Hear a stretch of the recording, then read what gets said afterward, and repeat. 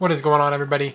Welcome back to another video. My name is Contessa, and today we're going to be going over how to buy your first home like a pro. So step number one is to get pre-qualified for a loan. There's a couple different ways you can get pre-qualified for a loan. The ones we're going to be going over this video are conventional and FHA. If you're buying cash, you obviously don't need to get qualified. You have the money, but FHA and conventional are the ones we're going to be going over in this video. So FHA is 3.5% down, but you only get one, and you can't buy every kind of property with it. There's some properties that don't qualify for FHA loans. That's something you're going to have to look into and ask your agent, your realtor about. Or if you find a property yourself, that's something you're going to have to look into with your lender once you get FHA. It has to be FHA approved. Number two would be conventional. Conventional, there's two different forms of conventional. You can do 10% down, pay MI or PMI, which is mortgage insurance. So your interest rates tends to be higher, and your monthly payments are going to be higher. Or you could do typical conventional, which is 20% down, usually typically lower interest rates and lower monthly payments. It's just whatever one works for you in your situation. Once you kind of figure out what kind of loan you're looking for and what best suits you, you're going to want to talk to a lender, because they're going to be able to help you out and figure out which one is good for you anyway. There's three different kind of lenders. You can either go to a big bank.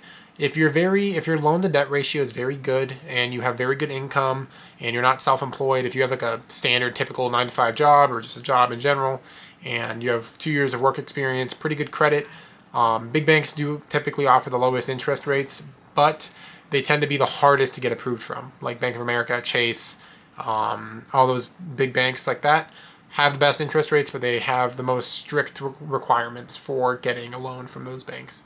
So if you have good credit, 2-year employment history, you have good income, and you don't owe like a shit ton of money on anything, like a house or a car. I mean, obviously not a house, because this is a video about how to buy your first house, but a car where you don't have a lot of debt, good place to go would be a big bank. If you're self-employed, or you're a part-timer, or you have your own business, or anything like that, you don't work a typical job, or maybe you do have some debt, you might want to go to a local bank or a credit union, because they tend to be a lot more flexible with financing options. The interest rates tend to be a little bit higher, but they do work a lot better with self-employed people, business owners, and people that don't typically work regular jobs, or if you owe some debt somewhere else that might impact your ability to get a loan from the bank. The third option would be find a mortgage broker. Typically higher interest rates, but they are the most flexible. They do work with a lot of different lenders, and they have a lot more options for you. You could do that right off the get-go, but what I would recommend you do is to contact all three and see what kind of rates they give you, and even if you don't qualify for the first one or the second one, you can always go to a mortgage broker. And they're most flexible, most creative. They have a lot more options than the other two options. First, more strict, lower interest. Second's kind of in the middle, good for self-employed people, things like that. And the third one is the mortgage broker, which has all the options listed above, and other lenders. To get pre-approved, you're going to have to provide a couple different things. They're going to be bank statements are one of them. Tax returns are going to be another. They're going to run your credit, and they're going to verify your employment. These are all things that affect your ability to take out a loan or to get a mortgage on a home. So those are things you want to consider. If you don't have 2 years of employment history, wouldn't recommend. You're probably not going to qualify for anything, to be honest. Or you're going to be qualified for certain things, but if you don't have 2 years of employment history, you're probably not going to qualify for the big banks, because they like to see stable income for at least 2 years. If you have bad credit, again, like I mentioned, the other options for the mortgages and the lenders, just play around with that a little bit, but do shop around at the other options. Step number 2 is to find a realtor, because the cost of a realtor is paid for by the seller of the house you are eventually going to end up buying as a new homeowner. It's pretty much free to you, and they can help you out in a lot of different ways, help you find a home and negotiate and write the contract and handle a lot of things that typically new homeowners don't really know how to do, and agents typically do know how to do. A couple tips I would recommend for you to find a good realtor is, one, check out referrals. Maybe somebody in your family's a realtor, or just ask your family members when they bought their house, do they know their agent? If he did a good job, they can refer him. If he didn't do a good job, don't go with that guy. Or you can also go on Zillow, go to Agent Finder, and just look for good reviews on Zillow, or look for somebody local that's maybe sent you like a news flyer, but check out reviews. I'd recommend always checking out reviews. On Zillow, I would recommend finding somebody over 5-star reviews, because anything under 5, it's not always proven transactions. So anything over 5 stars or five reviews of whatever amount of stars, It has to be proven transactions. That's a little tip I would give you guys. Step number 3 is to find your dream home. You're going to contact your realtor once you have your own realtor. They're going to do an MLS search for you. So you're going to give them your criteria, the things you're looking for in a home, the features. Like, for example, if you want like a big master bathroom, you want a big master bedroom, how many bed/bathrooms you want, maybe you have kids, where you work, picks out the neighborhood, how convenient it is, the location, good neighborhood, maybe you have family members you want to live near. A lot of different things play into what kind of, like what actual house you want to look into. But you want to give all that info. Sit down with your partner, or if you're single, pretty much sit down with people that are going to be living in the house or paying for the home. Sit down, create a list of things that you want in a home, things you're looking for, maybe things that are not like necessities, but things you would like to see in a home. Place all those things down. There's a couple things that you want to look for specifically when you're doing a home. So you're going to have your agent run an MLS search for you, and they can set it up automatically. So it alerts you to whenever a home is listed that meets your criteria as closely as possible. Some of the things they can't list, like can't put in the criteria, like if you want like a certain square footage, they can do that, or like a certain style or a certain neighborhood or a certain amount of bed baths, they can do that. But if you want like only houses with like 30-foot driveways, like that's way too specific, you know. But you can kind of look yourself as well. What I would recommend you do is have your agent do an MLS search to automatically update you, and you can also look on Redfin and Zillow. Redfin does seem to be more accurate to the current MLS than Zillow does, so I would check out Redfin and Zillow as well. Are good options for searching. Don't go on Facebook Marketplace for homes, especially because it's kind of sketchy and there's people like FSBOs on there for sale by owners, and there's a lot of false information and things like that. So I wouldn't recommend Facebook, but I would recommend Redfin and Zillow predominantly, or Trulia. Trulia is also good. Another thing you do want to consider in a home is the convenience and the neighborhood. So you don't want to buy a house that you're going to end up having buyer remorse over. You don't want to buy it and be like, wow, it's long commute, it's 40 minutes from my job, you know. So calculate before you give your agent like an area you want to live in, figure out how far it is away from your current job. If it's like 20 minutes, it'll be okay. 30 is okay, but anything over 30, you're probably going to start complaining about it. I mean, that's kind of something you're going to have to set up yourself. Maybe you want to live in a nice neighborhood and you don't work in the best neighborhood, you know, or the areas around where you work aren't the best. You're going to have to deal with a longer commute. That's just something to consider, and like maybe the safety of the neighborhood, the school districts as well, but that's something we'll get into right now. So you want to consider being near good schools, because your home does tend to retain its value better, even in recessions or anything like that, if you're near a good school, because a lot of families and stuff will look for homes specifically in certain school districts for their kids, even if you don't have kids, or maybe you don't know, maybe you end up planning having kids in the future. You want to be near a good school district. You don't want to have to drive your kids very far and take a long bus ride or anything like that. And it avoids having to get a couple different issues for public school systems. You also want to see how close you are to public transportation. Even if you don't take public transportation often, it's something you might want to consider. It does affect home value, and in the future, maybe your car breaks down or something like that, you might have to access public transportation, and you don't want to be extremely far away from it. You just want to see how far you are from maybe the bus stops or the subway, or wherever depending on where you live, the public transportation is different. And here in Miami, the public transportation is predominantly buses and the Metro Rail as well. Things to avoid in your first home are undesirable, like specific features, like being on a busy street affects home value a lot and resale value. Having a flat roof or an old roof or something like that. Flat roof, recommend not doing that. No garage can also decrease value. And things that are closer to commercial buildings, like things that are closer to warehouses or like shopping areas. Like you don't want to be like super close to commercial buildings, maybe like warehouses, factories, things like that. Like people know what commercial buildings are, like non-residential buildings. You don't want to be very close to those, because the neighborhoods tend to not be the best, and there's a lot of in and flow of cars and a lot of noise and things like that. Other things you want to look for when you're looking for your dream house are the conditions of a couple different things. So you want to look into the air conditioning. The air conditioning can be very expensive to fix. Not super expensive when it comes to a home, but it could be a couple $1,000s. So it might be something you want to consider looking into. The foundation, you don't want a home with foundation issues. The easiest way to tell this, not always, but sometimes when you come into a house, if the floor is kind of like sloopy in some of the rooms, or maybe in the main room it's like dipped, it could have foundation issues, or if there's cracks, which you probably can't see with your eye because the flooring and everything. You don't want a house with messed up foundation. Or another one would be roof. You don't want something with another roof, because a roof can cost you sometimes upwards of $15,000, $20,000, $30,000 to replace, depending on the size of the home. And foundations are very expensive to replace, depending on the level of foundation issues. If it just has cracks or something like that, that's not always a problem. But if it has like major foundation issues, you're looking at 30, 40, 50, very expensive $1,000 to fix. Foundation issues are some of the most expensive things to fix on a house.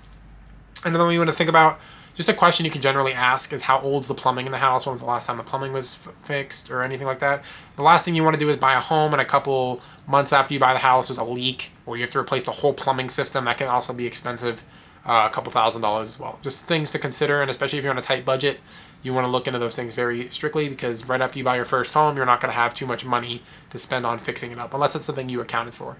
Another thing that ties into what I just said is that you might want to consider either buying a already remodeled home that's in a good condition or a fixer-upper. The two different things with these is that if you're buying a fixer-upper, you can't get a mortgage on the entire price. Well, you can, but you can't get a mortgage on the amount of money that you want to spend on fixing it up. It's not necessarily, let's say you get pre-approved and you're pre-approved for $350,000, you can't go buy a $250,000 house and then use $100,000 to fix it up. You can't do that. They're not going to give you a mortgage on the whole mortgage for a $200,000 house. You'd have to come up with the cash money to fix a house. Depends on what kind of, maybe if you're a construction worker or a contractor, you can do it yourself. That's a very specialized scenario. Or if you kind of just enjoy doing remodeling and you've done it before, or you have family members that are contractors or things like that, it's just a lot more time and effort, and it does require a lot more money up front. But you can end up getting in a good deal for resale value in the future because you did do all the work yourself and you bought it at a lower price. But you can also buy a already good condition home, which the mortgage will take care of. You can also finance that over the long term. Won't be as expensive up front. Just something to think about. The next step would be to make an offer on the home. So your agent's going to help you a lot with this, but you want to look at comparable sales in the area and ask your agent to run a CMA on the home. So what that's going to do is they're going to look at properties that have similar square footage, similar bed/bath, and then same neighborhood, same close to the amount of year built, some just houses that are very similar to the one that you're purchasing that have been sold or are currently on the market or have been expired, things like that, to run a CMA. Have them do that for you. That'll come up with a good price to come in with an offer. But the thing is that you want to look at, there's a couple different contingencies you want to worry about. So there's an inspection contingency, there's an appraisal contingency, and there's a loan contingency. These three things protect your interest the most. Inspection period is after your offer is approved. Hypothetically speaking, your offer gets approved. You have an inspection period. So during this period, you hire an inspector. 100% would recommend you do. Unless you're in a very competitive market, you might have to waive these contingencies to make your offer more appealing. Certain areas of your city are very highly competitive, or if there's a house with a lot of offers on it, you're not going to be able to get all these contingencies because it's very competitive and other people are probably going to waive them as well. Or if they're not, you could waive them to get your offer to be more appealing without raising the price too much. That's something you can play around with your realtor and the specific home. But that's very specific to the property. We're just talking generally here. There is an inspection period. You hire an inspector. They go in there, they look for issues. If they find anything that you weren't aware of before you put it in an offer, you can even go back and renegotiate the price, or you can completely pull out of the deal with no penalty to you. I've had this happen a couple times with some clients in the past, where we go in, we get an inspection, we find something like a leak, or there's a problem with the roof, or just something like that, and they pull out of the deal. No harm done. You just pretty much have to go back to looking for a new home. But I would recommend getting an inspection, as long as you don't have to waive that contingency, and they can find issues that are wrong with the property, and you don't end up buying something that you're going to regret buying because it has more issues and things like that. The appraisal contingency has to do with the bank. The bank or your loan officer or the mortgage or however the community bank or the credit union that you ended up getting your funding from typically has their own appraiser. They're going to send them out there to make sure the property's worth what you're purchasing it for. Typically speaking, if it lines up well, you're good to go. They're pretty much just looking for the home value and the appraiser value.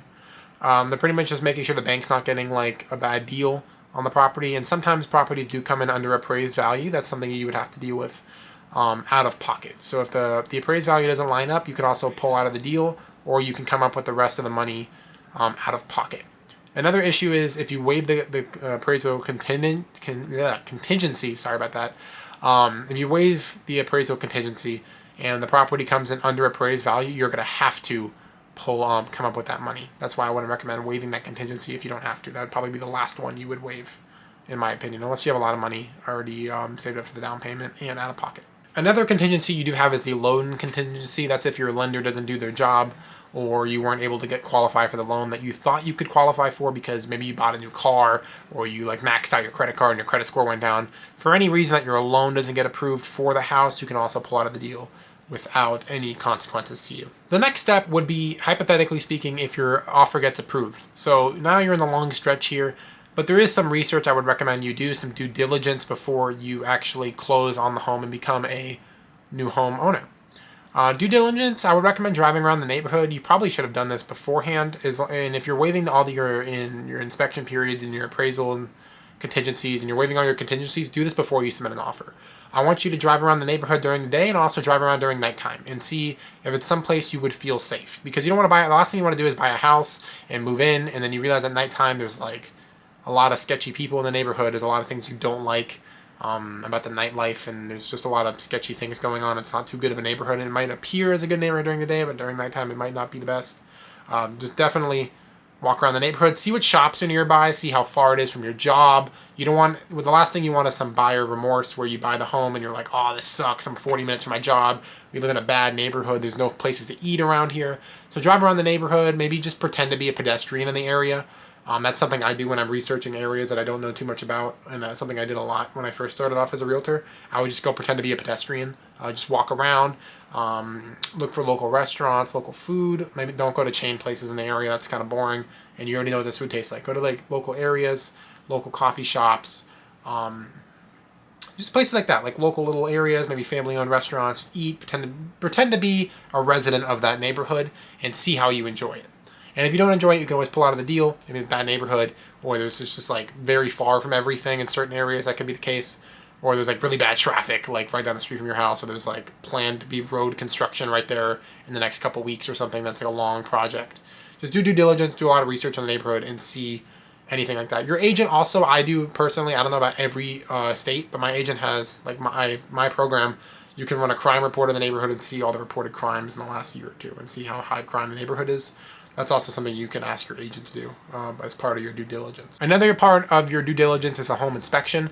When you do order your inspection, I would recommend a full inspection. Have them look at the foundation, the roof, the plumbing. They can even see through walls now, which is crazy to me. They have a little camera thing that attaches like to the back of their phone, and they can see for mold, leak. Have them do a full inspection. Have them look at the house all the way down to the bones as much as they can physically see, so there's not any unknown issues that you're not aware of. Because once you own the home, and after your inspection period and everything like that, if there's something wrong with it, it's 100% on you, because it was up to you to find the issue and up to the inspector to find the issue.